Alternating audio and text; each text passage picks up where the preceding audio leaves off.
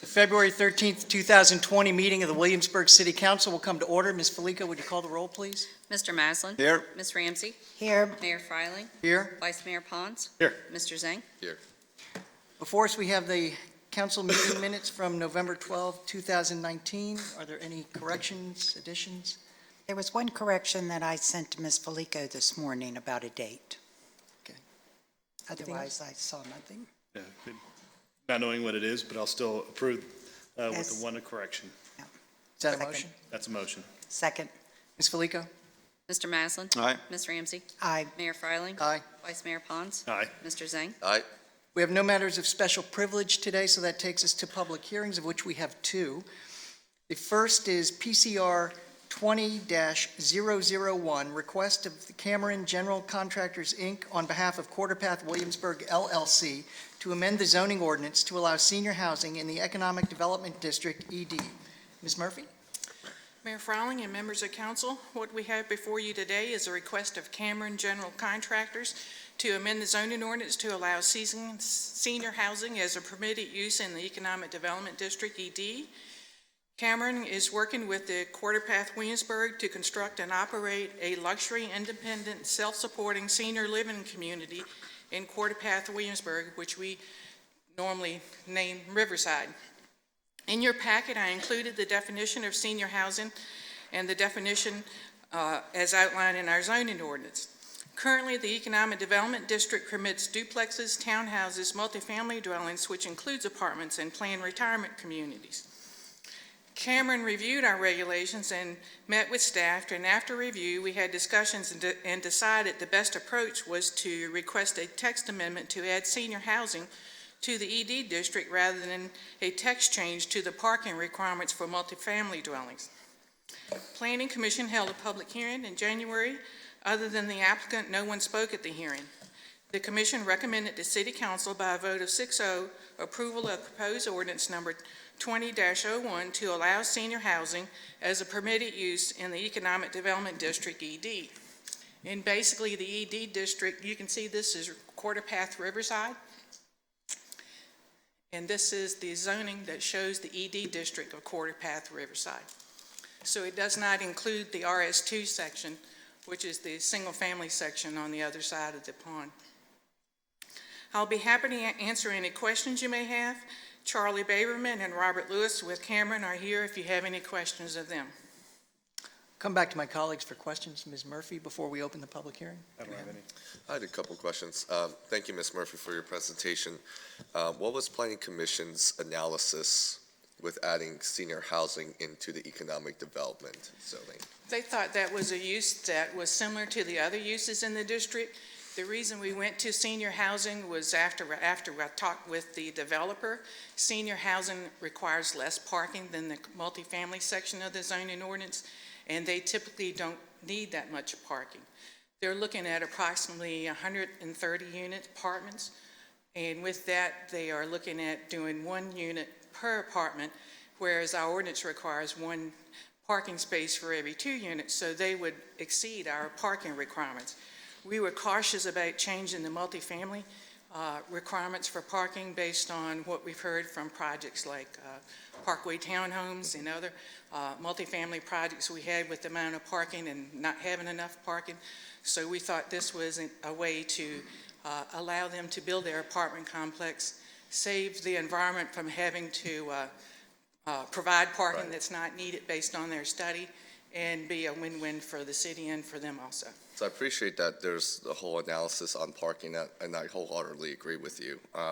In terms of understanding how this is the best and highest use, the only reason why I'm asking is because I'm looking at the statement of intent for it, and it shows that residential should be a secondary use, otherwise to the primary uses of expanding the tax base, providing desirable employment, as contemplated in the section.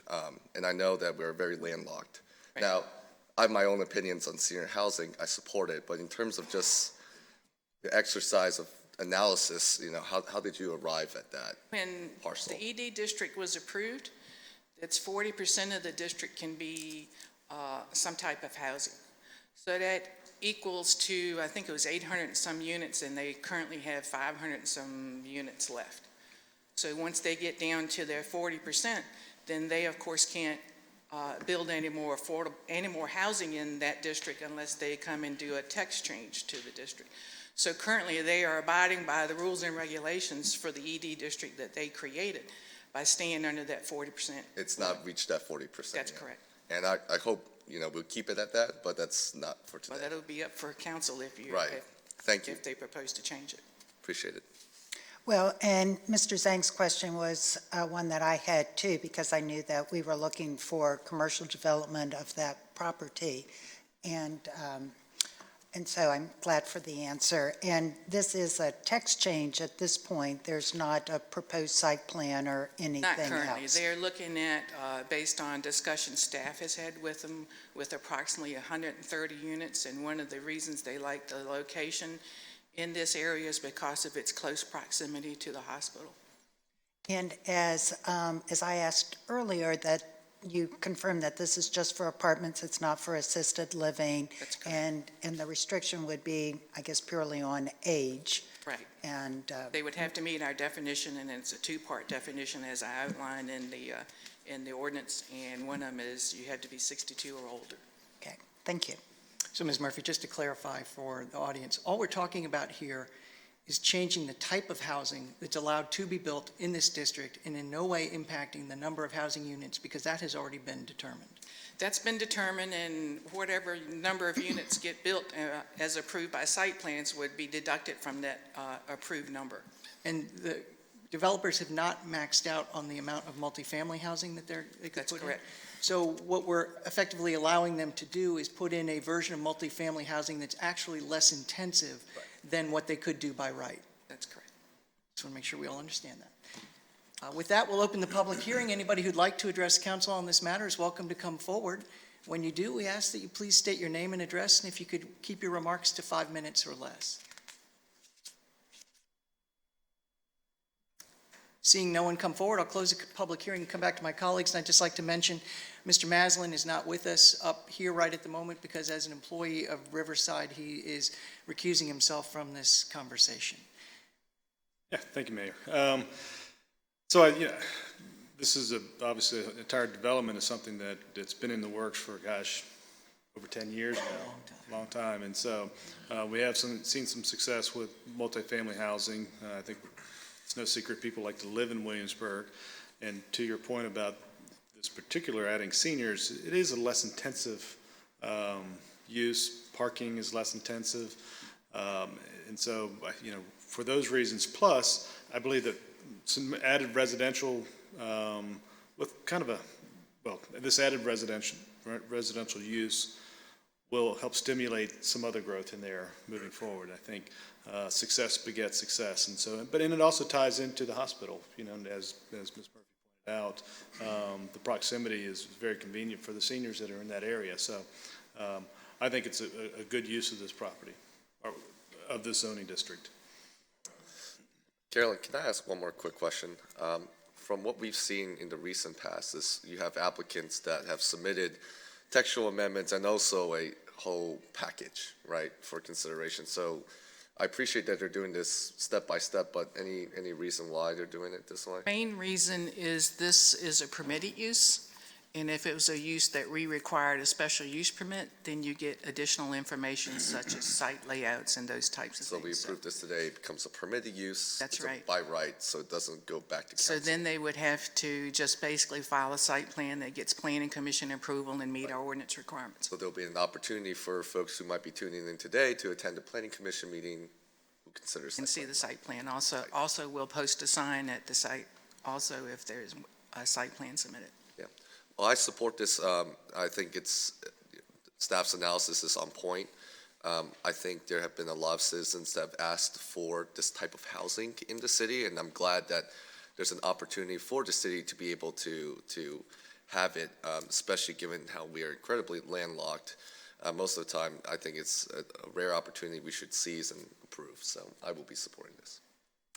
And I don't have any points of discussion other than what have already been brought up. I will say that some of the comments that the Planning Commission made were in point with what has been brought up here as far as having a place for seniors to live within the city, and also, in addition to the hospital, having a grocery store, restaurants, and other amenities very close by in the Quarterpath area. So I too am supportive of this. And I'd just like to emphasize Mr. Pond's point that if we really want the commercial segment of the Riverside property to take off, we're going to need some more residential in place before the businesses are willing to come in. And so this is if the project is eventually built, then that will take us one more step towards that goal. Do we have a motion? I move to approve proposed ordinance 20-01. Second. Ms. Felico? Mr. Maslin?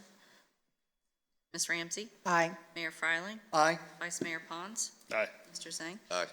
Motion passes. This takes us to our second public hearing today, which is a budget amendment for the fiscal year ending June 30, 2020. Proposed Resolution 20-01. Hello again, Ms. Dameron. Hello. And today we bring before you a budget amendment for the total amount of $747,362 across 5 funds. We're requesting in the general fund to appropriate $11,210 for law enforcement grants, and also $110,400 to hire 1 firefighter and 2 police officers. The funding for this comes from our real estate tax. If you'll recall, when we passed the budget for this year, we included in the budget a 4% increase in the real estate tax assessment, but we advertised and anticipated 6%, but wanted to go through the process.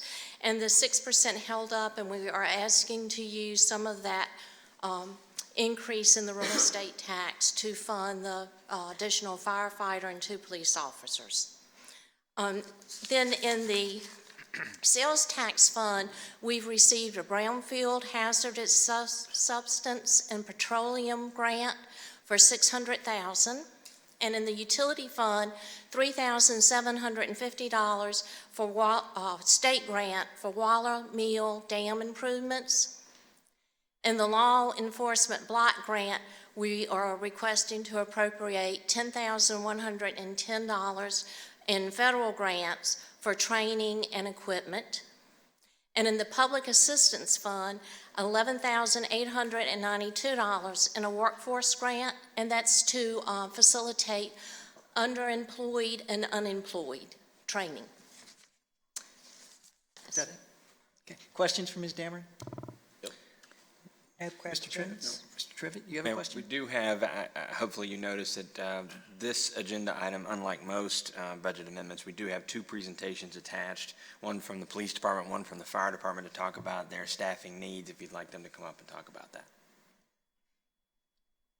Sure. We had I'm not planned sure on why it wasn't just part of the Well, presentation. we had planned on bringing them up. So, Fire Chief, I think you're going to go first. So you want that before we open the public hearing? I think it'd be wise.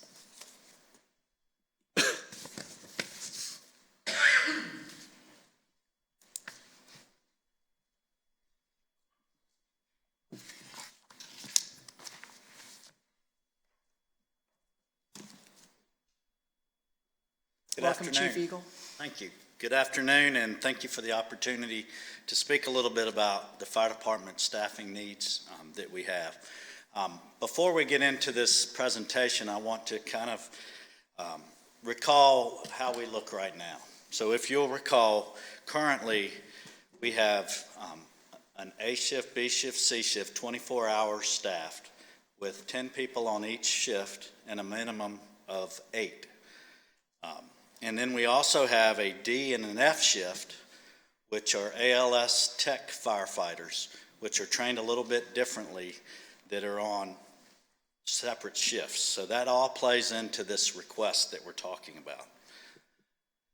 As you know, over the years, we've been talking about our increase in service demand. So this is just a quick review that our call load is up about 34% over the last 15 years. The one FTE that Ms. Dameron just talked about basically allows us to reconfigure what we have. It allows us to take the ALS technician firefighters, rotate them on to an A, B, and C shift, add a position, and reconfigure what we have. So we're going from 41 FTEs to 42 FTEs. And it allows us to go from a minimum of 8 people each and every day to a minimum of 10 people each and every day, just by adding that one employee and reconfiguring how we're set up. So the way that looks, if you'll look on the my left-hand side of the presentation, each day we have a battalion chief who is our shift commander, who oversees the shift and is the initial incident command on any emergencies that we have. We have an engine. We have our tower truck, which is an aerial unit, which has 2 people on it, and then we have 2 medic units each day. The problem that we have currently is that with only 8 people on staff, we don't have enough people to do this. So they have to pick and choose whether they're going to get on the 2nd medic unit or whether they're going to ride on the tower unit. So basically, by making this change, we'll be able to staff it in this configuration 24/7, 365, by making this one addition. That's very important if you're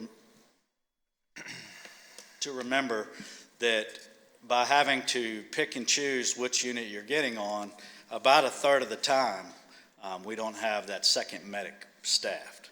And that 2nd medic, just last year, ran over 700 calls.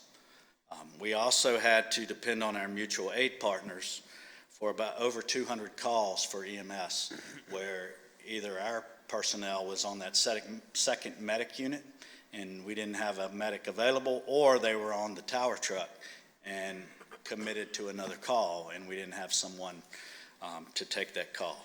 So about 78% of our call load is EMS related. We feel that it's necessary to staff 2 medics 100% of the time, and by adding this one position, it allows us to do that. So basically, what I just said, it allows us to put at least 2 on the tower and 2 on that 2nd medic unit 24/7, 365. The way that looks, if you'll imagine each of these rectangles is one of our apparatus, and the little circles are the people in the middle. We have our battalion chief, our engine chief minimally staffed at 3, our tower with the very minimum staff of 2, and then the 2 medic units. And it allows us to have 2 people off every day, whether it be on annual leave, whether it be on training leave, or through attrition, or whatever it may be. So when that gets really tough is when someone is injured and they're out for a significant period of time, or we have someone retire and they're out for a significant period of time. Then we have to, or a significant amount of time before we can have someone hired and trained and get on the truck. It puts us in a little bit of a bind. So this gives us a little bit of flexibility and allows us to staff those units 24/7. At the budget retreat earlier this week, and you'll be seeing more and more as we get into the budget, this year's budget, we've also asked for an additional 4 positions in next year's budget. So our ask today is to amend the budget for 1 additional FTE, and then to give some background on why we're asking for 4 more in our next budget. So the 4 more, the only difference is it'll allow us to go from the 12 people on each shift with a minimum of 10 up to 13 and a minimum of 11 personnel each day. And that allows us to put the 3rd person on our aerial unit to adequately staff it and give it the people that it needs. Some examples of when we didn't have the aerial, if you'll remember the Preston Dorm fire a few years ago. We didn't have anybody available on the ladder, on the tower truck. So we had to depend on our mutual aid partners for elevated streams for that unit.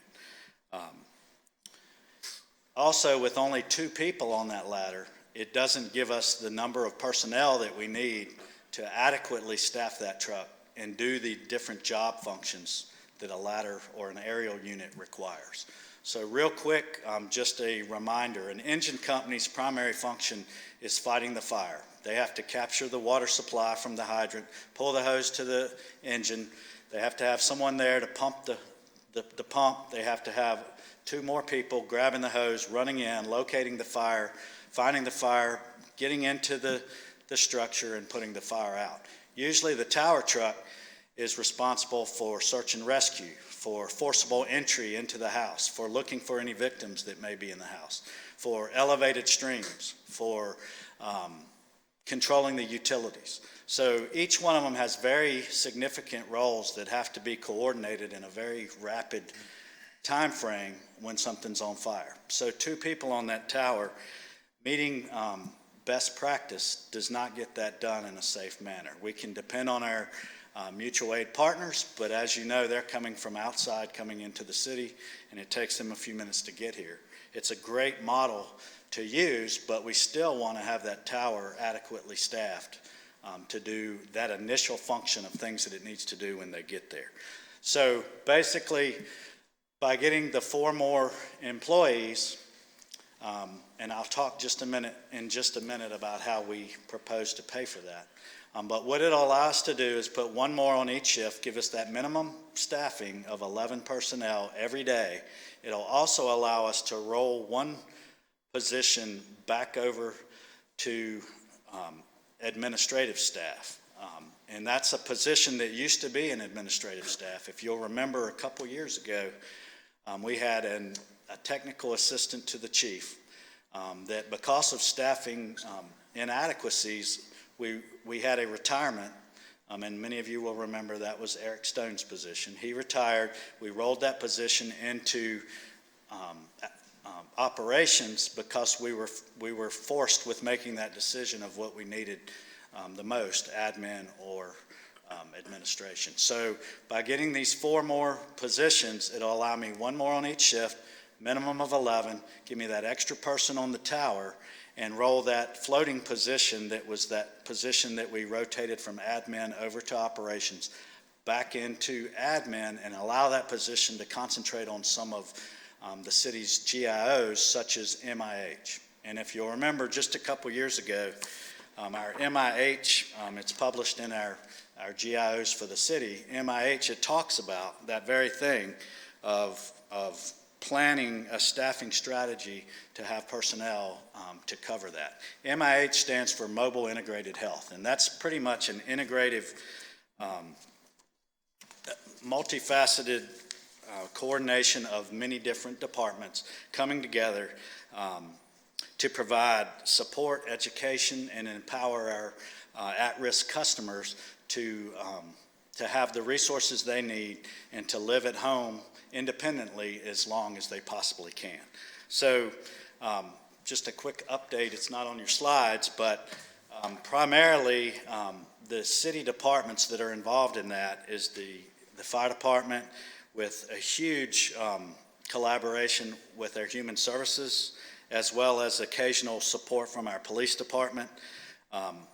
Up to this point, they've worked with over 40 citizens just in the last year and a half, and we've had over 1,000 interactions through the Mobile Integrated Health system. So we're at a point now where we no longer can maintain that level of service in the MIH without having some kind of staff support to help with that. So by adding these 4 additional employees, not only does it add 1 more on each shift to give us that 3rd really necessary person on our tower truck, but it allows us to rotate that existing position that was in admin, went to operations to fit a need, to roll them back over to admin and work on some of these GIOs that we need staffing with. So MIH, our CERT program, as well as some other needs that we can utilize those people for.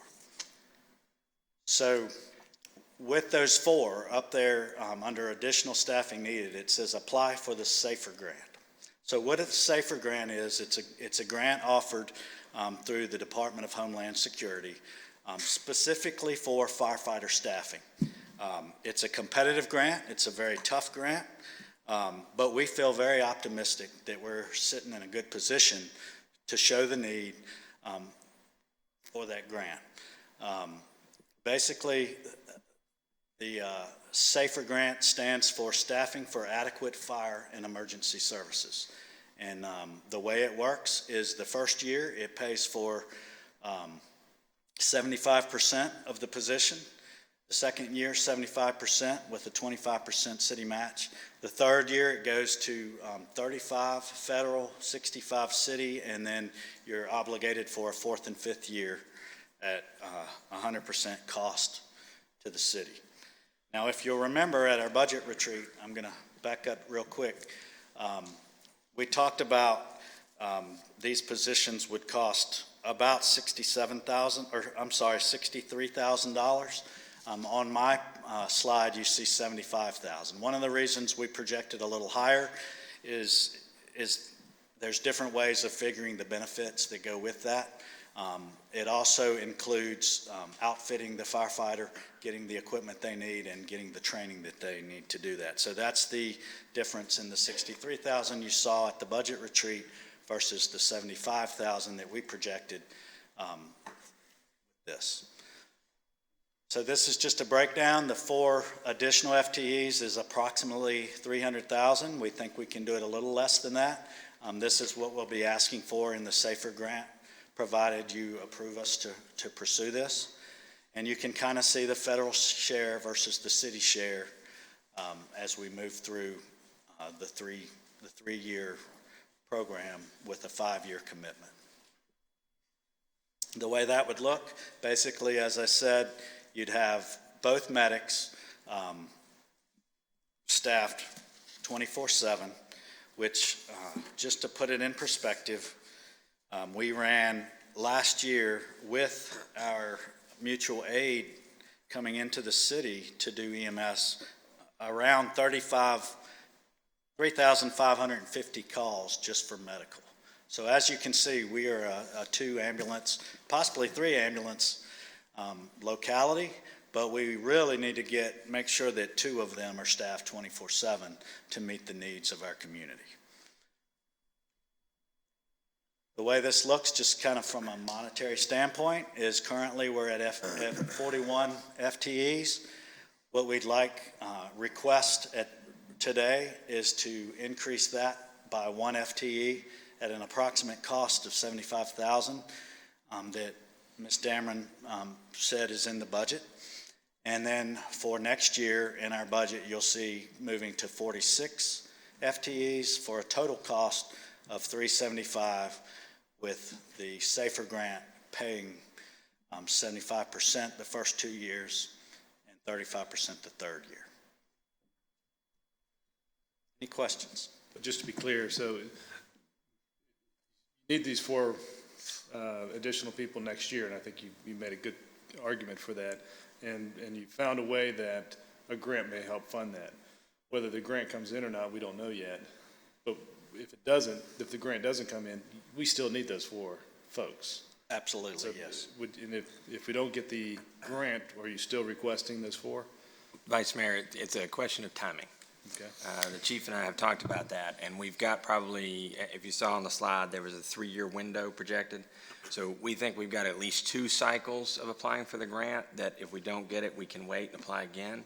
In that second year, if we don't get the grant, we would apply again in the third year, and that's the year that we would have to move ahead with funding them, even if the grant wasn't awarded. Thank you. So in terms of the 1 FTE position you want to fill in immediately with this budget amendment, what is the timeline on that? So you have to hire an additional person and then put them through the additional training, because this is coming through the medic unit. So you'll be operating under the same conditions for some time, but then eventually, this person will come in, if that's correct, right? Correct. I appreciate that you mentioned a specific instance with Preston Hall about it. It is concerning when it impacts our response time. You said a few minutes when mutual aid comes. Hopefully it's a matter of seconds, but I'm sure, that. It would be minutes. Minutes. They get dispatched the same time we do, but they're coming from Different. outside the city coming in. So, Well, let me ask you this. So we've operated under a similar model for some time. So, I hate to say that we haven't had the best operating practices, but what leads you to emphasize this importance now, today? well, If you can speak a little bit to it. one of the things that Mr. Trivett asked me to do as a new chief coming in was to evaluate our current operations and kind of project an immediate, intermediate, and then a long-term projection on what we thought our staffing needs would be. So it's a combination of doing that analysis, coming in, seeing how we operate, seeing the gaps in service and the times where we don't have but one or the other, looking at anecdotal evidence such as a terrible call when the helicopter fell, and the amount of time that with only 2 people on the ladder it took to kind of troubleshoot what was going on, get water supply to it, and try to hook that up and get everything rolling, as well as looking at our increase in call load and the demand on the personnel that we have now and how many calls they're running with just the small few people that we have. It's amazing the quality and the quantity of calls that they run on a daily basis. So we should be very proud that we have amazing employees that are really going above and beyond each and every day to be able to provide this level of service. But there's, I see a direct correlation in the number of calls that we're running and what we're able to do by having to pick and choose. All right, are we going to get on the ladder today or the medic? And then if a call comes in, all right, let's get on the medic and switch all our gear, take our gear off, delay our response so that we can take the gear off, get on the medic, and then run a medic call. And then when a fire call comes in, not having that piece of equipment available, having to either go back from the hospital or from wherever, get that piece, and then respond is not the best practice. So part of it is my analysis as a new chief coming in. Part of it is just our increase in call load with everything going on. We're a busier community than I think we've ever been. We're trying to bring lots of events and development into the downtown area. So our call loads are increasing. People are obviously living longer, and our community is starting to see a shift in age. I think that's around the country. We see that increase in people living longer, which puts more of a demand on our EMS services. So it's a whole lot of things that we looked at. I think this is something that had been looked at before. I know that I had discussions with my staff on different staffing requests. I don't know that they ever got to this level before, but I think we're at a critical tipping point at this juncture where we need to do something to provide adequate and safe response to the number of calls that we have in this community. Councilman, if I could add on to that too, this is a conversation we really started when we started talking about adding a second fire station. And we were discussing the issue over response time versus staffing. Right. And we began talking about adding staff to reduce the stress that we have on the current staff as a result of the increased call volume. So, anytime that we put the public safety folks up here and we talk about staffing, we run the risk of the perception in the community that we're not able to provide adequate support now. And that's not the case. That's not what either one of these gentlemen is saying to you today. What we're saying is, as we look forward and begin to plan the best way that we can based on the financial resources we have available, we're developing a staffing plan that stretches us out over time to get us to where we need to be based on the call volumes we are seeing today and what we expect over the next few years. And so we just want you to have the complete picture. Today's addition is to add a person.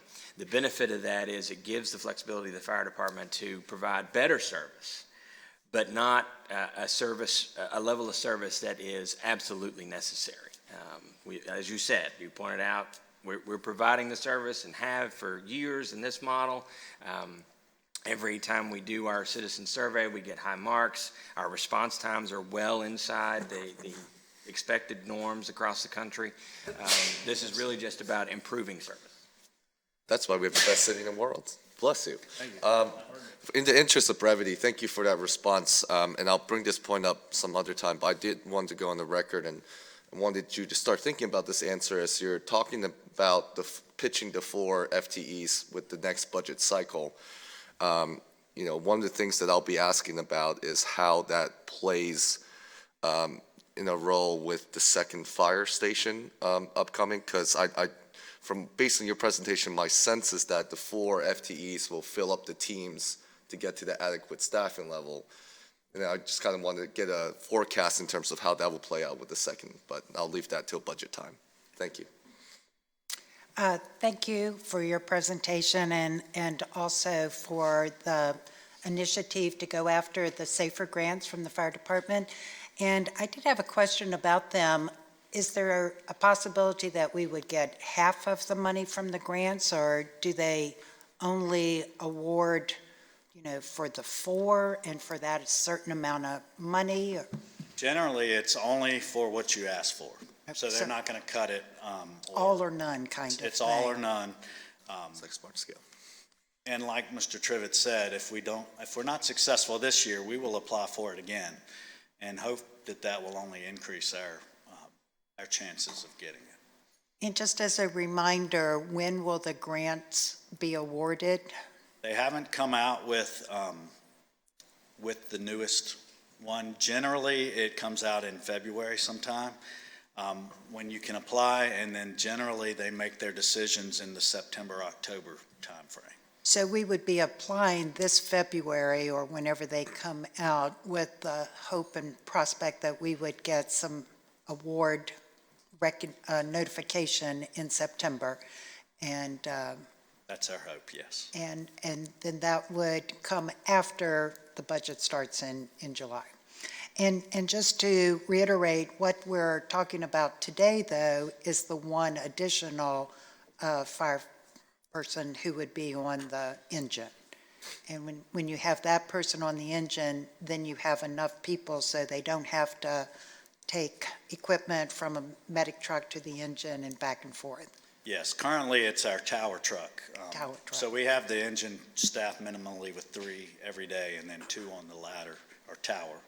And they have to pick between the 2. So this will allow us to have them both staffed. Well, and I'm glad that the forecast that we talked about last year as far as potential revenue to help staff you did come through. So that was a good thing. Thank you. Thanks. I remember thinking we were having a bad day when I was at the post office and I saw James City County engine and medic unit, lights and siren going down Lafayette, which meant our station was empty. So I can understand the need. Can you talk a little bit about what we see, and maybe Carolyn can help in terms of development, that we've got 5-story residential mixed-use buildings coming online that's going to be, we have more density. We were just talking about, senior apartments, how that even, recognizes more of a need for an active tower unit. Sure, absolutely. As we all know, High Street and Midtown both are higher, more stories than we've been used to in the past. So I think each of those have 5-story buildings with them. One maybe even a little more with the grade, how it goes down. So we want to have a adequately staffed aerial unit that can provide reach to those areas if we need it. So we would want that unit to stay somewhat in the vicinity of where those taller buildings are, as well as some of the buildings on William and Mary's campus requires reach. And so the ladder, not only is it used for those things that I defined, but it gives us reach for rescue and for reaching rooftops and providing a elevated stream of water and things of that nature. I think we're only going to see more and more use. That tower truck, just to put it in perspective, ran over 200 calls last year, and a portion of that time the unit was out of service due to maintenance issues. So we only see that that percentage growing, especially as we move into talking about a second station. And also, thanks for talking about the mobile integrated health. And that's an emerging program, partnership with police, fire, and human services. And definitely, hopefully, we'll be looking for increased funding through grants as that program takes off. What, in terms of how you measure success with that, is that the type of program that once you have the interactions, that hopefully the patients are now getting services on a regular basis so you don't have to keep having interactions with the same patients? Is that correct? That's correct. Our goal would be to graduate them off of the program. Unfortunately, it's very hard to measure what that looks like. We're working with Human Services has a very similar program, the Care Team program, which you're all familiar with. We've been working a little bit with the consultant that they use, kind of as a pro bono, to get our measurements in place to try to better measure what we're doing. So our evidence to this point is mostly anecdotal evidence. We have several really good success stories. I'll be happy to share a couple real quick. One, we had a diabetic patient who was calling at least once every 2 weeks through 911. Once every 2 weeks, we were responding. We followed up with our MIH. Our human service element was able to help that particular individual with their Social Security application, help them get medical care that they needed, and make sure they were meeting the medical appointments that they were missing. Our fire department folks helped educate that individual on how to check their blood glucose levels and actually log those so they could see where their blood was and they could get on a better eating routine to keep from happening. And the amount of calls that individual had drastically reduced just based on our MIH. It went from once every 2 weeks through 911 and utilizing the 911 system when it may not have been a true emergency to very seldom ever calling. We had another resident that lived in transient housing here who had a lung condition who called about once a week with breathing difficulties. We were able to connect that person with some skilled nursing facility, get them enrolled in a new place to live, get them connected with hospice care, and get that person, give them a good quality of life for the last part, and they quit using the 911 system for that. We had another person who called frequently with falls. They were falling. We were going and responding non-emergency as lift assists. But every other week we were going and having to help this citizen up. By the MIH program, we were able to evaluate what the person's needs were, evaluate their home living conditions, pair them up with some ADA type equipment, grab bars and such, that we have drastically reduced the number of 911 calls that person had. So we know that the program is valuable and it's working. It's just real hard to put a number on that. Some of these people, some of these individuals need several hundred visits. Some may need one visit.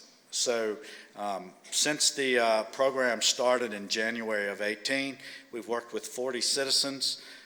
We've had, we're rapidly approaching the 1,000 interaction mark with those 40 individuals. So some of them may have taken just a handful of interactions. Some took upwards of 100 visits to get them exactly where they needed. So you can see the need for having someone that can kind of coordinate this effort and get us to where we need to go. We're also looking for grants. We need that position. It's already an FTE that we have. We just want to, and that's in the next year's budget, but roll it back over. But we're looking for ways to offset the cost of that too through some of our grant partners here, local as well as around the state. We don't know what that will look like, but we hope to be able to at some point report that we've received some grant funding to help offset those costs. Thank you. Thank you, Chief Eagle. Absolutely. Chief Thank Dunn? Good afternoon, Mayor, Vice Mayor, members of council. Thank you for having me. I really appreciate your time.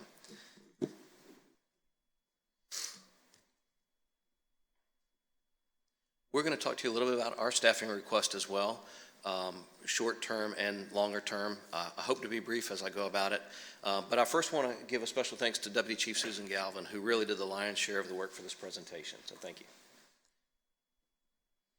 Points to be discussed today. We want to talk about our existing personnel, what our requests are, what are the reasons for the request, how I think the community and the city will benefit from that, as well as some community feedback that we're already receiving. Our current setup, 41 total sworn officers, 5 in command, and I have my command team with me, chief, deputy chief, and 3 majors. One of those majors does spend a lion's share of their work with the parking garage and the parking program. 24 patrol folks, that includes 4 lieutenants, 4 sergeants, and 16 officers. 7 criminal investigators, which includes 4 special investigators, 2 general investigators, a property and evidence custodian who also serves as our supervisor, as well as 2 bicycle officers, 2 school resource officers who also do double duty as our public information officers, and a community services officer, which everyone knows, Andrea Holliday. I would like to point out that for a department our size, we have 2 civilian personnel, which overall sworn and civilian, I think we're a pretty lean department. What we're requesting, again, a total of 4 additional personnel, 2 I hope real soon, and then 2 with any luck this coming up budget year. What I've broken them down into is 2 assigned specifically to uniform patrol, and then 2 assigned to a traffic function. And notice I didn't say traffic unit. They'll still be very much a part of our patrol, and so it's not separate from that. But one of the #1 complaints we receive, one of the #1 issues that we deal with are traffic related, whether that's accidents involving pedestrians, complaints from citizens about speeding or other issues in the neighborhood, or just crashes. And so it really is something that takes quite a bit of time from the department, and we'll talk about it, but we'd like to build that capacity. So just to start with the traffic officers, and again, these aren't in any sort of priority between assigning them to patrol or to the traffic function. Overall, what I need are 4 additional police officers to assist with our patrol function, and I think it would make sense to have 2 of them even more focused on our traffic. But the officers would have significant expertise in the area of analysis, crash reduction, and traffic calming measures. I really think that's a specialty and expertise that we would really benefit from a great deal by having that within the police department. Of course, they would focus on speed limit and DUI, education, awareness, and enforcement. I think all 3 components are very important. Primary investigations for serious or complex traffic crashes. Certainly with really bad crashes, we will always be able to call state police, but we certainly should have a higher level of that expertise on hand within our agency. A point of contact for citizens for traffic-related complaints.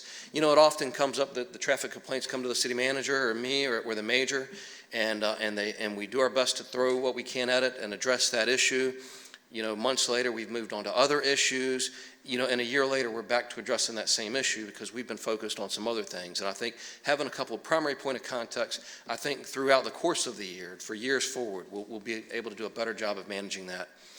Advanced data and statistics, primary point of contact. As you all know, we have the capacity to do surveys in the community. Again, that often falls on the mayor's shoulders to coordinate that. It'd be really nice if citizens had one point of contact with the police department, and that person could be responsible for coordinating that. As well as coordinate and participate in traffic safety checkpoints. Coordination and handling of funeral escorts, which we have quite a few of those. Right now, that just falls directly on the shoulders of our traffic team, which oftentimes are already at minimum staff and now having to, and it's an honor certainly for us to do that, but it certainly would help if we had some traffic personnel to assist. Also engage with crosswalk and pedestrian safety, some of those issues that I know we're hearing throughout the community, and they're priorities for us. But again, just as importantly as everything else, to be available to assist patrol as needed, still a part of that patrol team.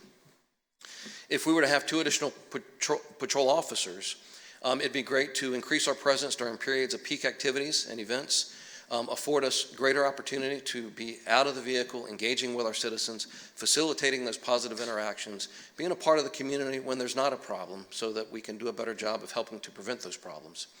Afford more time for all of our officers to proactively patrol neighborhoods, again, to prevent crime and increase that perception, that feeling of safety. Participate in enhanced neighborhood patrols, increased response to emerging crime and other trends, assist with events, including special events, neighborhood meetings, National Night Out, holiday events, safety and educational talks. We could certainly accomplish more of these with our on-duty personnel if we had these additional officers, rather than so many of these events we're having to rely on overtime to be able to meet the community need. And again, just to continue to enhance the relationship with our community members. I certainly think that these additional officers will help with retention, reduce the time personnel are required to work their day off, feeling as though they have, a fuller complement working with them on more of their shifts. Increase opportunity for personnel to train and sharpen skills. We oftentimes just don't have the personnel, we just don't have the staffing to be able to send folks to the training that we'd like to be able to. More flexibility for supervisors to actually supervise, and rather than being that first responder on calls for service, which they so often are today. And just to support in many ways the economic growth, both to encourage the growth, and as we have the growth, to be prepared to handle the additional load on the police department as a result of the growth. We talk about calls for service a little bit, and from 2018 to 2019, you see a pretty big jump from 34,000 to 42,000. And I'll say a part of that, I think, is just where we are so engaged with our community members that prior to something being a reported crime, I think we're getting involved. And while it's raising our workload, I do think overall it's keeping our community safer by having that relationship with our citizens. Benefits to the community and city, other than what we've discussed, increased officer presence in the neighborhoods, creating a safer and more peaceful environment, promote positive police and community interaction, continually improve based on citizen feedback, and we're really open to our community members sharing with us how they would like to see us work on whatever the case may be, or grow as an agency. And I think we've been very good about that. I think that's what's allowed us to become the department that we currently are. We'll also be able to do additional programs like Rape Aggression Defense, RAD, which is something that we ask for a lot. We just don't have that capacity internally to be able to offer that. And again, I think my goal, I think council's goal is for us to be the law enforcement leaders in our region. And I think this makes us, puts us one step closer towards that. Some of the community feedback, as Mr. Trevette pointed out, I think we're doing a really good job. The feedback that we get is really positive, and we have a wonderful team. They work hard every single day. And I think the community notices that, as you can see by some of the comments here. I think that with these additional 2 officers now and 2 officers hopefully in the near future, we'll be able to do a better job of serving our community, maintaining that level that I think our citizens expect for us, and hopefully exceeding those expectations. So I brought with me the command team, so we are prepared to answer any and all of your questions. If I can't, they certainly can. So, so I guess who doesn't want to support fire and police, and so hopefully we can get to that point. As you were talking and just listening to all the types of engagements that you have, and I think we've talked before, when somebody sees a police officer, it's usually not when they want one. And that's different than a firefighter. You call 911 for a fireman, you want them there. But I think inherent in that is just a lot of stress that the officers are under, and the level of scrutiny that officers are under today is much different than it was a year ago. So adding these, few officers to help maybe lessen the number of calls, eliminating some of the stress, will probably gain in retention, Sure. better interaction with the citizens, whether they're visiting or not. So it makes sense to me. Yes, sir. I applaud the efforts that you all are doing now, and look forward to finding a way through to support your request. Thank you very much. Thank you, Chief, for your presentation, as always, and for your commitment to our community and to community policing. I think you were talking about being one of the leaders of the region. I think we stand out with engaging and pursuing community policing. Just to be clear, is this you're presenting this for the budget that's going to be upcoming, or is there a request today? My request today is for 2 positions for a mid-year adjustment. For traffic. I'd like the flexibility for us to be able to do it Okay. internally, if at all possible. But, right, 2 for upfront, and then this is part of our next year's budget request. So how would you assign these officers? Because I see your statistics, seeing that volume calls have gone up. Was there a particular area that you would assign this officer to address? Well, they would be area? citywide, Okay. and excellent question. So my thoughts are, if council, we're able to find a way to fund all 4 officers, and if I put just each of those officers on a separate platoon, on a separate shift, I'd be able to spread those 4 out very evenly across our city 24/7. And I'm sure some of my patrol staff would appreciate that approach. But what I think the traffic function affords us, we put 2 in patrol, which allows us to beef up that much-needed capacity. But also, with the 2 doing a traffic function, it allows me to staff those 2 in a manner that I think is most impactful to our community at those times where our visitation, if you will, is at its peak. So one of them would probably work day shift and early day shift, maybe coming in at 6 a.m., and then another one would work late into the evening, particularly Friday, Saturday evening, probably till like 3 o'clock in the morning. So in that time where we have the heaviest demand, and I think that would allow me to maximize the benefit of those officers, again, because although they would be, I think it makes sense to assign them to a traffic function, and I'm not married to that if we felt like that wasn't the best solution for this city, but I do think that having them positioned so that they are available during those times of our heaviest need, of our heaviest visitation, again, knowing that a good portion of their time is merely going to be spent supporting the patrol function, being able to have a very fast response to a commercial robbery or a heated domestic assault or that sort of thing. So excellent question. I hope that answered it. I trust your judgment on making that call too. Thank you for shedding some insight on how you would have assigned this officer. I know we've talked about this a little bit during the budget retreat, which was not broadcasted, but in terms of the concerns and the challenges of retaining our talented officers, I think this certainly will relieve that. And I am no expert, having never been in law enforcement, but based on my observations, it seems that we are going to have to look for ways beyond just to be able to retain some of those officers. I don't know if I'm going to get heat from the city manager for saying this, but take-home vehicle program? Yeah.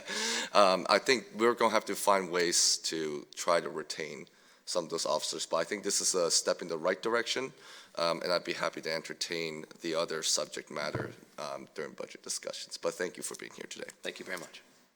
And I too would like to thank you, Chief Dunn. And just to make it clear, 2 of the 4 officers are what we're considering for the budget amendment today. Yes, ma'am. So we have the money to pay for 2 of them. Yes, ma'am. And then the other 2 would be requested to start in July 1st of this year for FY21. Yes, ma'am. And I feel that your professional determination would best put all 4 of them, or 2, or whatever you get, where you best need them. I will say, as a member of a community that has a number of student rentals in the area, that my neighbors and I have recognized the enhanced approach that you all have taken to be in the neighborhoods. As you know, I'm a fan of the bike patrol, and for the residents to see members on a little better level than in a car. So, in fact, I saw one of my neighbors today and was just talking about what a good year we're having. And so I do appreciate your efforts in the community policing effort. Thank you very much. Thank you. Chief, yeah, I was looking at the roster. I think you're missing somebody there. I didn't see McGruff, the crime prevention dog. Well, as I mentioned, Officer Holliday in all things, And she generally is able to find a volunteer for that. That's good. I think maybe Councilman Maslin is volunteering. I think only in the wintertime, right? We could put you to work for sure. Yeah. And I know it's been quite popular when we have Cone with a cop. Yes, sir. Especially with the kids there. One thing, having a hospital in the city is great for the fire department. Maybe not so much for the police department. when I did the ride-along about a year and a half ago, I think we had 3 officers there during half a shift, and our unit was there twice that shift. How much of a demand is that on your time? Very heavy demand. It's something we don't talk about very often, but certainly, with the hospital being in the city, which is a great thing, we certainly have a wonderful relationship. We appreciate that very much. But when folks with some of the mental health issues end up at the hospital, either being another agency may drop them off because it starts as a voluntary situation and then turns not so voluntary, or they've had a family member or loved one take them there and then it becomes not voluntary. Unfortunately, quite frequently we have to get involved with that. And literally sometimes that can be hours. Literally 4, 5+ hours is not uncommon that we're now spending with that individual. The state's doing some things, I think, to try to help that. We all recognize that this is a person who is in need of medical help, medical assistance, and that doesn't need a part of the criminal justice system. And so we a lot of compassion and as much kindness as we possibly can. But there are some efforts underway to try to have it so that private vendors will be involved in some of those transports, which will really ease the burden on law enforcement, particularly sometimes those individuals are then transported across the state. So excellent point. Thank you for bringing that up. So and this summer we heard from the transportation director for the school district, and we were real shocked about the number of school bus stop violations. I think he was reporting 1,000 the last year, and we were tracking for twice as much. Will the added personnel be able to cut down on that, especially until we get the camera systems? Well, I think so. We've worked very closely with the school system to try to address that. And what we've asked them is to, as best they can, identify those hot spots, if you will, those locations where we're more frequently seeing those issues occur. And then we're doing our best to have our resources there to try to reduce it. I do think we're having an impact, the early numbers that we receive from the school system, but I certainly think the bus camera system is going to be a big help there. That is one more thing, though, that we'll be working with them. It won't just be generated through the system. A police officer will have to verify every single infraction before it goes out to verify that it's valid. And that was my final question. In terms of the future, look at that in terms of FT requirements, and then also the body cameras, right? Doesn't that take a lot of time? I mentioned Major Janderup and his role with parking and how much time he spends on that. It seems as though when he's not dealing with parking issues, he's doing body-worn camera, in-car camera issues as it relates to FOIA-type issues. So, yeah, it certainly does. It's taxing for us. I can't imagine not having the camera system. It's incredibly effective. I think that it helps our officers to always behave at their very best, but I think it also helps our citizens to behave, hopefully, at the best that they can be given that situation that they may currently find themselves. But it certainly does add additional to the police department. Thank you. Chief, to what do you attribute the extraordinary jump in calls for service between 2018 and 19? Between 16 and 17, it's about 2%. 17 to 18 is about 2%, and then it's more than 20% from 18 to 19. Yeah, we actually talked about that at length, and really our suspicion is that is because of the increased engagement from our citizens. Rather than so many of those situations where somebody says, I'm not going to call 911. It's not an emergency. It's not a crime. I know those officers are busy. I'm not going to call. But now they have an officer that they've built a relationship with. And so I think that's a big part of that, having that communication, knowing that, hey, this is just a little cul-de-sac. I know it's not something that the police department's going to put a lot of resources in, but there's this issue here that we'd really like for you to pay attention to and take care of. So we think internally that's probably where a large percentage is. I think, as the fire chief pointed out, I do think that you can see there is an upward trend. We only went back a few years, but if we'd have gone back even further, I think you'd see the trend line moving upwards. But we really do. We think that's a byproduct of that increased engagement. So, maybe that's not a bad thing. I mean, our reported crime is trending down over 20% since we got started in 2017. And so I think that's a good thing. It's a really good thing. I think it's in part because citizens are reaching out to us to get us involved with situations prior to it becoming a point where it's a reported crime. I think because of that, Williamsburg's been a safe city for a long time, and I think that's helping us to be an even safer city. Categorize each of your calls? Well, when you say categorize, there are categories, and that helps you tremendously. But there are also things like suspicious people, which there's a lot of room for something to fill that, what might be a suspicious person. Would you mind at some point getting to Mr. Trivett some information on the calls from 18 and 19 broken down to the degree that you're able, and maybe he could submit that to council as part of a future report? I'd just be interested in learning more about that and trying to understand it. Sure, I'd be happy to. Yes, sir. Thank you. So for suspicious persons, are you looking to high-risk individuals who have a tendency to commit assault, sexual battery, et cetera? It can be any number of things. You know, oftentimes Just be clear, when he says suspicious individuals, these are as defined by the person who's calling in. that is what regardless of what the caller says to the dispatcher very quickly with limited information makes a decision what this should be. Domestic assault, suspicious person, burglary in progress. I mean, there are any number of things that it could be. And there are many times where we get there thinking maybe it's a burglary in progress, and we realize, no, it's person was there late at night doing inventory or whatever the case may be. And so it could be something other than what it was initially reported as. So, yeah, a lot of times what we may have logged as that initial response, we do try to correct it as the officer once they really identify what it is. And so there's some degree of accuracy there. But oftentimes, it still fits within that larger category, and so it may not be adjusted. You still have to respond to something even when you get there and find out it may not have been a real Well, issue. absolutely. There's still a need for response. Right, certainly. Right. Other questions for Chief? Thank you, Chief. Thank you. Mayor, if I could, I'd just like to try to untie Just don't want to open the public hearing. That's right. I'm trying to stall it as long as possible. I'd just try to untie the Gordian knot that I think we've tied ourselves in today. We want to take the opportunity to not only talk about the staffing as it relates to the request before you today, which, just to be clear, is 1 firefighter that will be added immediately, and then 2 police officers that will be added immediately. And that's a result of the additional funding that we have in the budget mid-year, which we forecasted this time last year, to address these immediate staffing needs. It's a result of last year's budget That's right. conversation, where we determined that if we had the money available, this is what we intended to do. Exactly.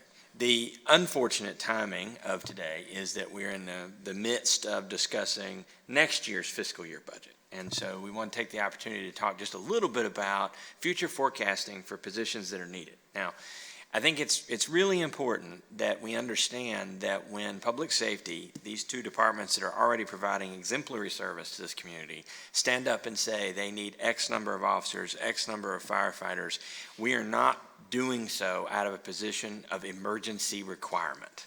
We're doing it in a position of saying, if we have these positions, we can improve service. And that's no different than when Carolyn says she needs a planner, Dan says he needs another person in the shop. And so we've got to get to the point where we can have a conversation about staffing needs in public safety without the feeling of it's a must-have. These are requests to improve staffing levels, to address things like retention, and also to provide more time for training. But these are in no way considered to be emergency must-have additions to the staff. And so both departments are aware, as certainly has been made clear by the fire chief, if we don't get the grant, the SAFER grant, we won't add those positions in the coming fiscal year. The Chief Dunn is aware that at this moment, my draft budget will not include the 2 officers that he's requested, simply because we just can't afford them. And we'll continue to look for solutions to that as we move into the next fiscal years ahead. So this is really just about demonstrating to you we're doing the hard work of planning for future fiscal years so that we can be the good stewards of the tax money that we have. Questions for Mr. Trivett? No, I think that was adequately stated, and I just wanted to appreciate you for the format of how this presentation was done, because I think you couldn't have one conversation without also talking about a little bit into the budget forecast for next year. So I greatly appreciated how you formatted this. Thank you. Okay, with that, we'll open the public hearing. Anybody who would like to address council on the matter before us, which is the budget amendment resolution, which includes all of the items that Ms. Dameron listed, which of those were 2, the additional firefighter and the 2 additional police officers. Seeing no one come forward, I'll close the public hearing, come back to my colleagues for discussion. You know, I have nothing to add. I think very happy to support this budget amendment. The funds are there to add, the 3 positions this year. Obviously, city manager's going to have those 3 positions in the budget moving forward.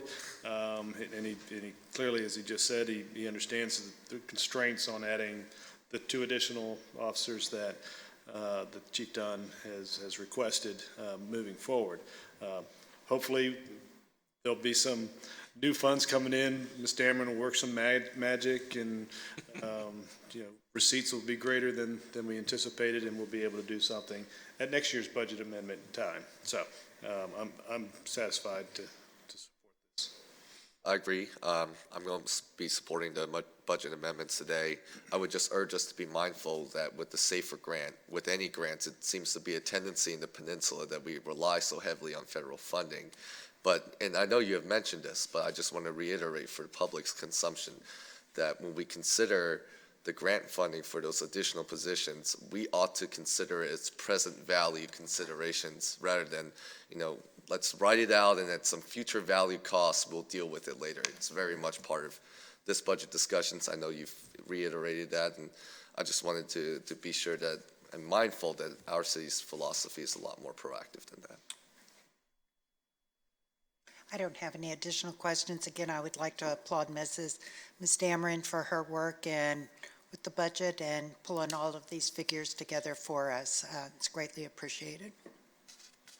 I support the budget amendment resolution.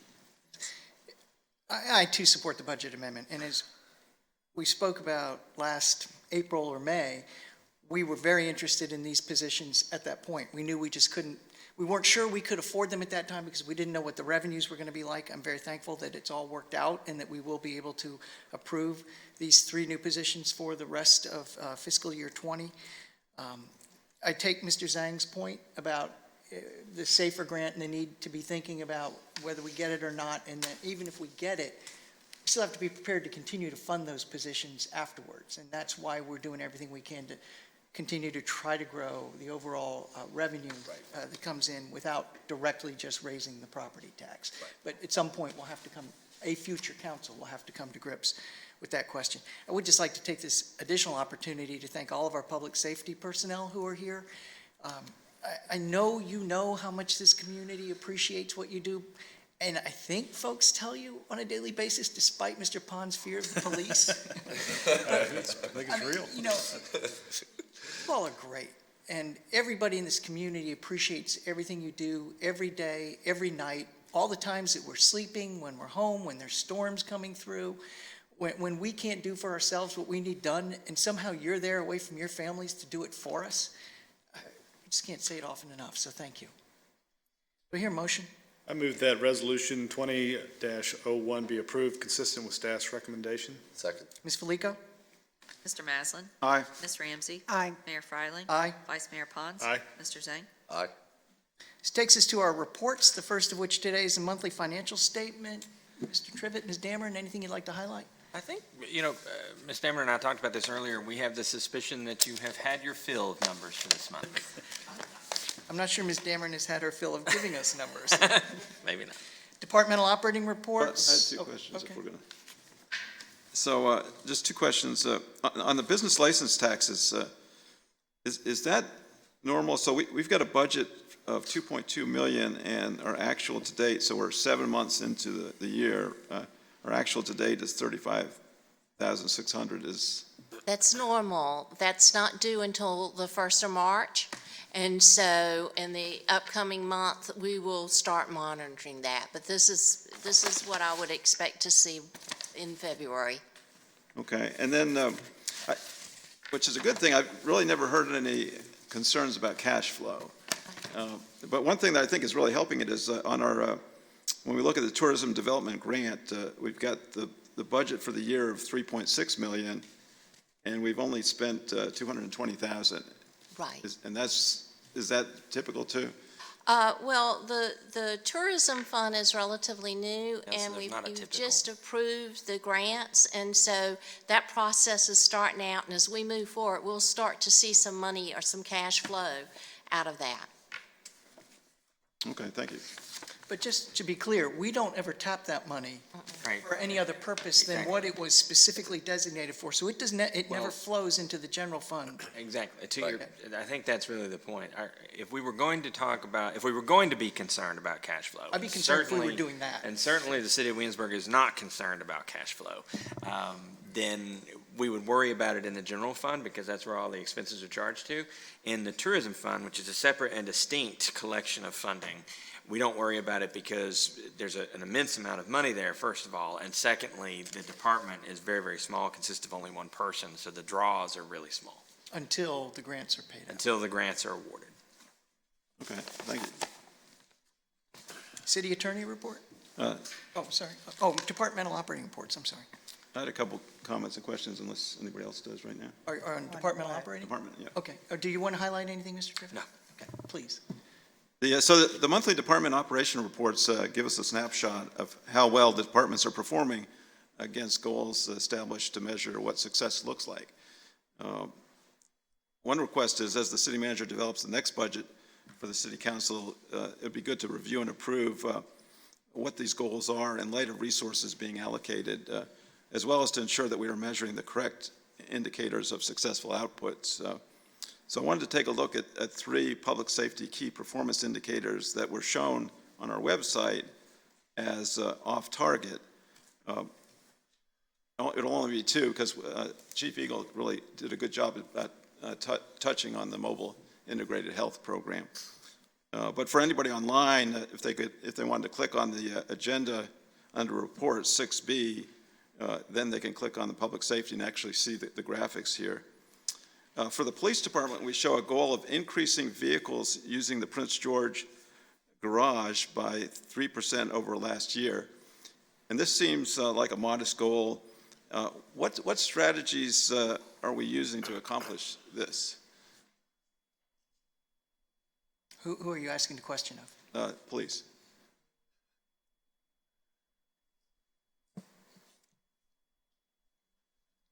Yeah, I think we've done a few. Well, I was just going to have you repeat the question, Mr. Oh, okay. So, yeah, so our goal is to increase the vehicles using the Prince George Street garage by 3% over the last year. And hopefully, maybe when we go through the budget, we can actually have a higher target for next year. But what are some of the programs we're using to actually make that happen? So one might be, are the ambassadors starting to direct more people there? Right. One of our colleagues said that maybe we should have coupons with the businesses. How are we partnering with Merchant Square Association?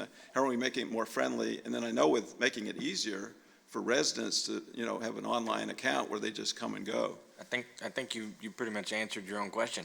All of those are the answers I would give you. I mean, we've tried to add convenience by adding the software, and certainly we've seen that pay off, at least in recent months. The revenues of the garage have gone back to historic levels, in fact, a little bit more than what we have seen in similar months. I think that convenience alone is a big driving factor, but then, and I know we don't like to talk about it, but the enforcement strategy of doing better enforcement in the timed areas on the street was intended to drive more traffic to long-term parking as opposed to violating short-term parking. Can I also add, I do think there's some value to the sign out front at the entrance of the parking garage that highlights how many available spaces there are in the garage, so people don't have to guess. Right, we felt like that was a key component of two things. Number one, advertising that there are spaces there because the garage is so well designed, it sometimes is camouflaged, but also because we wanted to begin educating the public who frequently say there's not enough parking downtown, how often there are more than 200 spaces available in the garage. And I will attest to the fact that I have parked more there in the past, since we started the account program, than I had the previous, 6, 7 years. So I think that has been a big benefit too. And I think once we got past some of the stumbling blocks of people getting used to the account system, learning how to sign up online and how convenient that was as opposed to going to the pay stations, the feedback I've gotten has been very positive about that. So going back to the website, although the website says that we need to have at least 8,155 vehicles each month to maintain an on-target status, and that's why the website says we're off target, I'd suggest that this simplification ignores the seasonality of usage and penalizes the police department when reporting months such as January. As you can see, it shows that we are off target because usage last month was only 6,155 versus the monthly target of 8,155. But if we calculate the 77,692 vehicles year-to-date as a percentage of the target, 97,859, the police department has achieved 79% of its target in 58% of the 12-month time period. So I'm thinking that, to put something on the website that says you're off target when, in my analysis, you're better than target, I think we need to look at how we're conveying that information. So you bring up an excellent point. This is something that we have discussed at the E-team already, because the department heads before you were very nervous about the fact that the website would say off target, but it's a limitation of the software. It's not our software. We stopped using our own product years and years ago, and have been going through machinations of new software to provide the same information. We've wrestled with the wording for that, and unfortunately, at some point, you have to set a target, and the way that the software looks at that doesn't necessarily differentiate in the same way that we would measure success or not. So thanks for bringing that up. We'll continue to wrestle with the terminology and the best way to present that. So just to clarify, you're talking about the target from the departmental reports, is how many cars are actually utilizing the space and whether it's hit. So, I think in one sense, there is that software limitation, but I'll just go out on a limb. I don't think whether meeting the target of folks parking in the parking garage will have any indication of our performance on the police department. But if there's a way we can disclose that fact to make it even clearer, I'm all for that. I tend to look at the more violent crimes, the stops, the traffic stops and all that.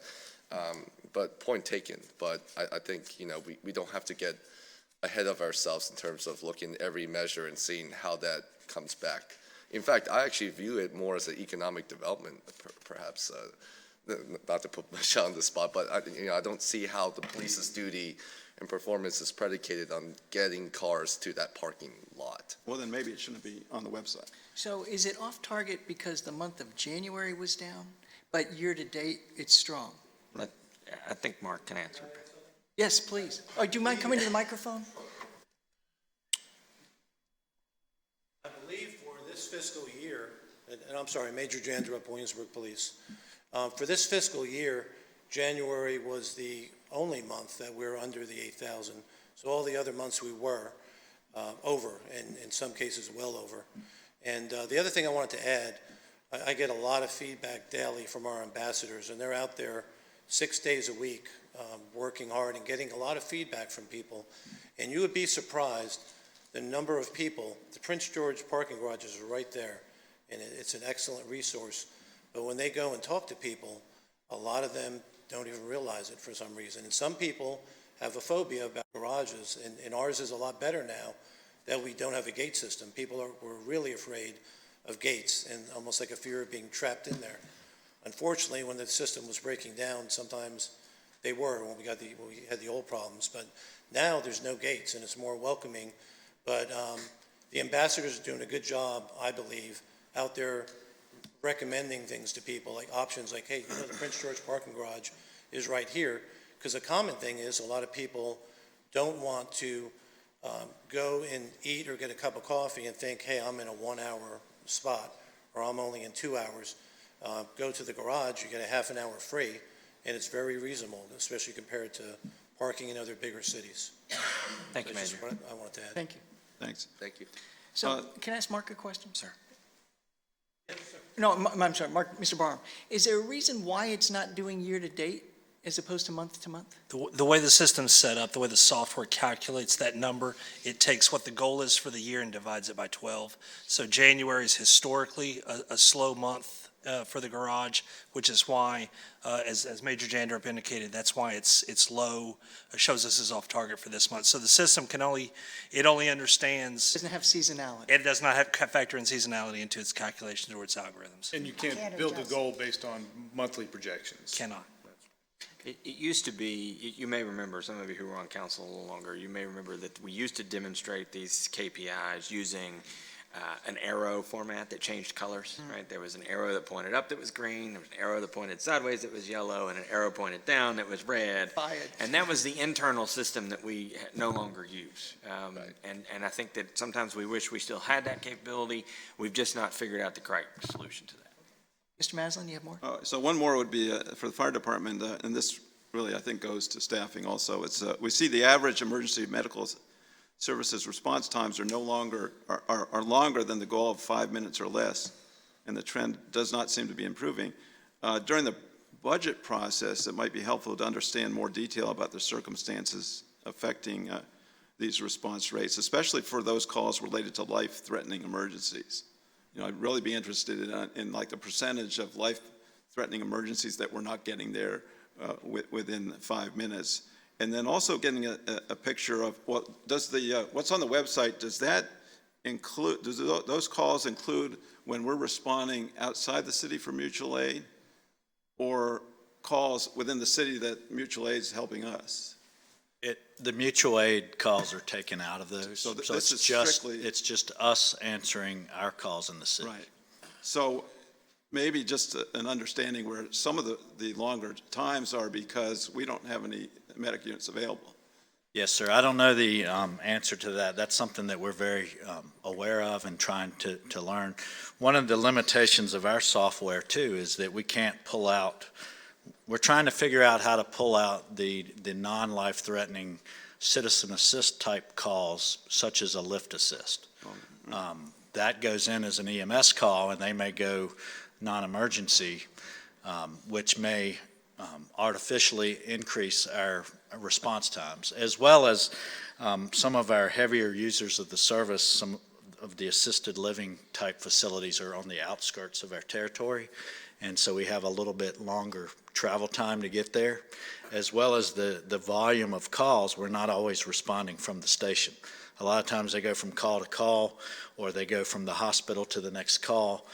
It could be Riverside or Centera, depending on where the last call was, that they respond to take the next call, and all that can contribute to longer response time. So we're trying to figure out how we can pull some of those things out and take out the outliers so that we can true up what our real average call is. And now that we're a heart-safe community and we've introduced Pulse Point, will we ever be able to understand, first, time for the first responder to get there with an AED if it isn't one of our medics? My understanding is yes, that's done by the Pulse Point.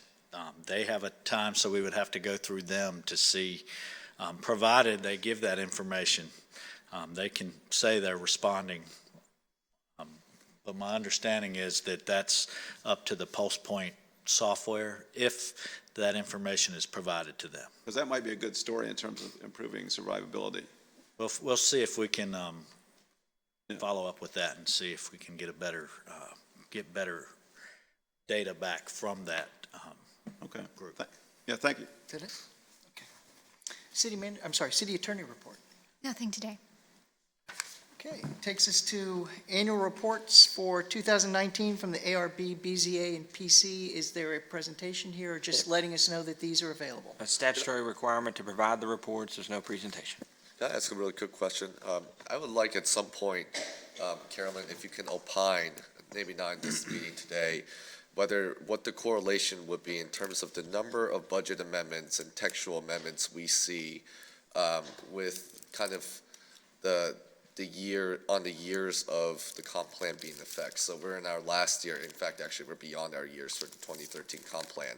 So as it kind of windows down and we're going towards a new update, I wonder if we see an increase with, new budget amendments and text amendments being put forward because got applicants in the city want to move forward with the new plan or new updates. So don't have to do it today, but I would appreciate some data on that.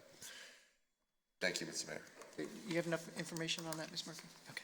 And just before we move on, if anybody looks through this, you can see the number of meetings that go on, the number of local citizens that participate on these boards and commissions. There's a lot of stuff that happens in the city. A lot of staff time goes behind all this. So my compliments to staff, but just a real thank you to all the citizens that serve. And it's a lot of volunteer time. It's a lot of volunteers, so thank you for all that, and I appreciate those that do that. Mr. Trivett or Ms. Murphy, if a citizen wanted to look at these reports, how would they do that? Are they on the website? They are. It's on the Under, agenda. The e-meetings website, it's can provided you as. explain so that, Oh, sure. don't tell me, tell the people. I know how to get there. So on the city's website, we post the agendas and the entire packet. So all the material that city council has is available to the public. So you can go to that website and pull up anything you're interested in. So you pull up the agenda for today's meeting and then dive into that? That's right. Right, under the annual reports. Unfinished business, we have none. New business, we have two items on the, you have something now? No. Okay. We have two items on the agenda for new business. The first is consideration to grant temporary easements to VDOT to construct stormwater management facilities for the Segment 3 section of the I-64 widening project. Welcome, Mr. Small.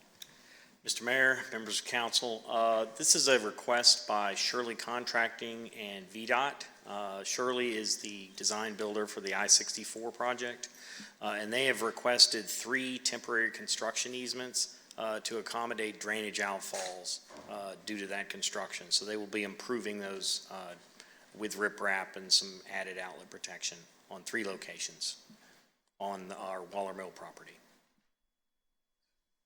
So it already exists, they just want to get in. These are existing pipes, and what they're going to do is they're just going to add a little bit of stone to help improve their outlet protection. And so these are fairly proximate to the reservoir? They're basically right at the edge of the reservoir because they're really along Rochambeau Drive. One of them's up near Barlow Road. The other one is between Barlow and the State Police Headquarters at Airport Road. And the other one is between Airport and Bruton High School. So I was just going to say, so handling stormwater runoff there is of particular value to the city? Yes. That's exactly my question. All 3 of them discharge into the reservoir. Right. Now, with the reconstruction of I-64, a lot of the water that used to come down through there does not actually enter the reservoir anymore. It's been diverted further downstream into an outfall that's just below Bruton High School, which is actually downstream of the Waller Mill Dam. So it actually doesn't come into our water. So that's a good thing. That's a good thing. Right. And then the rest of it that's up at the Barlow Road treeway comes through new and improved stormwater management facilities. That's great. Well, and you say it's a good thing, but if you can imagine if there was a Lose the spill. volume, but it's Right. volume that way we think we felt like, it's volume that we could afford to lose. Right, well, but I think where I was heading, if there's a big chemical spill on the Right. interstate in that section, That's a good thing. it's not contaminating, That's right. water supply, and I think that's important. And that's something, was it in consultation with DEQ officials, or was this just kind of like something that city staff determined was the best way to handle stormwater runoff? Was there any? It was like, actually Chesapeake proposed by Bay? the designers, and then they, of course, ran Okay. it by us, but that's mainly, that was all proposed by VDOT. Gotcha, thank you. Ms. Shelton has something to say? So the process now is to finalize the documents with VDOT. One of the things that VDOT wants is proof of the authorization, which is why you're getting this pursuant to a resolution instead of just voting on it. The resolution gives the city manager the authority to sign the paperwork on behalf of the city. Thank you. Other questions? Well, the question I had, so for the stormwater runoff that was coming into Waller Mill, and you say it's no longer coming in there, Some of the of water, and it's really only that portion that flows along the interstate. and where is it going now? Right now, it's coming into the reservoir, But where will it go? further downstream. It'll go through stormwater management treatment facilities, but it'll end up discharging below the reservoir. Not dropping nutrients directly into the reservoir. Correct. Other questions? No. I hear a motion? I move that City Council approve Resolution 20-02, authorizing the city manager to execute all necessary documents to convey the temporary easements for the I-64 Capacity Improvement Segment 3 project. Second. Ms. Felico? Mr. Maslin? Aye. Ms. Ramsey? Aye. Mayor Fryling? Aye. Vice Mayor Pons? Aye. Mr. Zhang? Aye. Our next matter of new business is the appointment to the Planning Commission. Do we have a motion? We do, sir. Pull it up here. I'm not going to let you log in, so. Mr. Mayor, I move to appoint, sorry for stealing your thunder. Appoint John Tarley Esquire to the Planning Commission. Second. Ms. Felico? Mr. Maslin? Aye. Ms. Ramsey? Aye. Yeah. Mayor Fryling? Aye. Vice Mayor Pons? Aye. Mr. Zhang? Aye. Before we move on to open forum, I just have one thing I'd like to ask the city manager and Director of Public Works, if you would indulge me. There was a recent article in the local newspaper that talked about the deficient bridges in Williamsburg, and City of Williamsburg was referenced multiple times in the article. Mr. Clayton, would you mind commenting on the bridges, the condition of the bridges within the boundaries of the City of Williamsburg? Yes, we don't have any deficient bridges. We have some that are, I guess they call them outdated, but there's no requirement to upgrade those. It might be a small walkway that's a little too narrow, wouldn't match regulations now, but our bridges don't fall in that category. And so the bridges that were identified in the article, although they're in the Williamsburg area, are not in the City of Williamsburg and under our responsibility? That's right. Okay, thank you for that. Any other new business? Open forum. At this point, we'd invite anybody who'd like to address council to come forward. And we ask that you state your name and address and keep your remarks to 5 minutes or less. I have one speaker's card, Mr. Rohan Williams from Peninsula ASAP. Welcome, Mr. Williams. Thank you for sitting through the meeting. Thank you, Mayor, Vice Mayor, members of the council. My name is Rowan Williams. I'm the Executive Director for the Peninsula ASAP.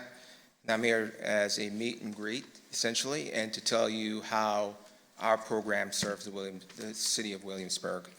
So over 40 years, the Peninsula ASAP has served Virginia Peninsula jurisdictions of Newport News, Hampton, Poquoson, York City, James City County, Williamsburg, and Charles City by providing probationary support, case management, offender monitoring, education treatment referral services to individuals convicted of driving while under the influence of alcohol or drugs. We also provide habitual offender evaluation for courts to determine driver restoration privileges. Our program offers suspended driving and reckless driving services through court referrals and also court and DMV monitoring of ignition interlock programs. We are a 501c program, which means we're a nonprofit, and we solely operate on client fees and grants. The City of Williamsburg has constantly and consistently been represented on our policy board for years and still continue to do so. In fact, Lieutenant Bruce Johnson of the Williamsburg Police Department serves on our policy board, currently serves on our policy board. Our policy board is instrumental in our success and supports our program with oversight and direction. Our local and state law enforcement agencies, Commonwealth Attorney's Office, judges, treatment providers, community groups, local schools offer support and receive benefits from our program. In addition, many of our citizens benefit by voluntarily enrolling in our programs to satisfy requirements of the Department of Motor Vehicle for licensure requirements and for other services. And I'd like to just give you a few numbers about how it impacts the City of Williamsburg, how our program impacts the City of Williamsburg. So on the peninsula, last year, we provide services to 3,652 residents as compared to 3,452 the previous year. So the numbers keep going up. In fiscal year 2018, we provide services to 154 citizens of Williamsburg. This year, that number is 174. We received, for last year, fiscal year, we received 162 referrals from the courts or from DMV for DUIs, reckless driving. We received 11, ignition interlock monitoring, 70, and drug referrals, we received 2. And to show how driving while under the influence impacts our society, just have some numbers from the National Highway Transportation Safety Board, and it says that in 2018 calendar year, 278 people were killed in Virginia as a result of alcohol or drug-related crashes. In addition, an additional 7,181 more Virginians were injured as a result of alcohol or drug-related crashes. And I just want to commit to this council that my staff, we are 11 person strong. Our case managers have anywhere between 500 to 400 cases per annually. We are committed to continue serving the peninsula and the jurisdictions and providing services. I did provide a copy of our annual report to council, light reading at your leisure. So if there are no questions for me, I try to prepare my presentation to fit the 5 minutes. So if you have any questions, I'm here to answer them. We may talk to you afterwards. Thank you. Okay, thank you, Mr. Williams. Appreciate it. Would anybody else like to address council at this time? Seeing no one, close open forum. Do we have any matters for closed session? No, sir. Entertain a motion to adjourn. Move to adjourn. Ms. Felico? Mr. Maslin? Aye. Ms. Ramsey? Aye. Mayor Fryling? Aye. Vice Mayor Pons? Mr. Zhang? Aye. We're adjourned.